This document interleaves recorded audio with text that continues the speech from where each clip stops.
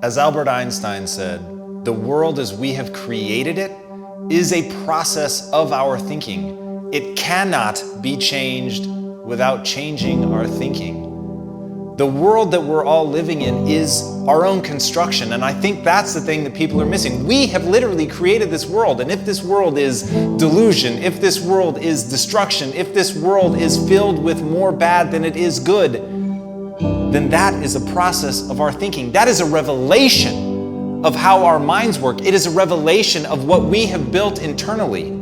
So as Leo Tolstoy said, everyone thinks of changing the world, but no one thinks of changing themselves. If we're actually going to make change in the world, if those things that you have in your mind, the vision of what you want to bring to the world, all of the ills that you want to correct, if you're actually going to correct them, you have to look inward and begin asking, how is this your responsibility? What are the things in your thinking that have helped manifest this world, that have manifested the problems in your own life, and that will, my friends, I promise you, manifest the solutions? And as Stephen Hawking pointed out, the greatest enemy of knowledge is not ignorance, it's the illusion of knowledge. We think we know something that we don't. We think we have the answers. We think within us already right now are the fundamental building blocks that we're going to need in order to build something new. But the truth is, the only thing that we already have is the willingness to look, the willingness to change, to leverage the things that we have. But we have to build something entirely new.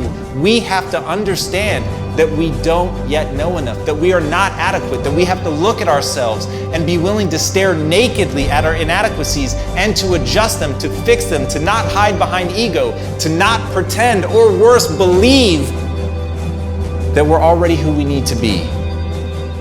Because the only promise I can make you is you're not yet the person you need to be to execute, to create the change that you want to make. But I can also promise you that you can become that. That if you're willing to do the hard work of looking internally and building something new, if you're willing to tear yourself down, if you're willing to brick by brick disassemble that thing that has been built by accident inside of you and move forward with a new level of intention and build something, an entirely new structure, with your eyes open, with embracing and accepting a lack of knowledge but never ignorance, of not holding on to old ideas, but to ask of everything that you choose to believe, does this move me towards my goals or not? And if it does, then you do it. If it does, you believe it even more. But if it doesn't, right then, right there, you drop it. Then you make room for the new. Then you can build what you want to build. Then we'll have the change that we want.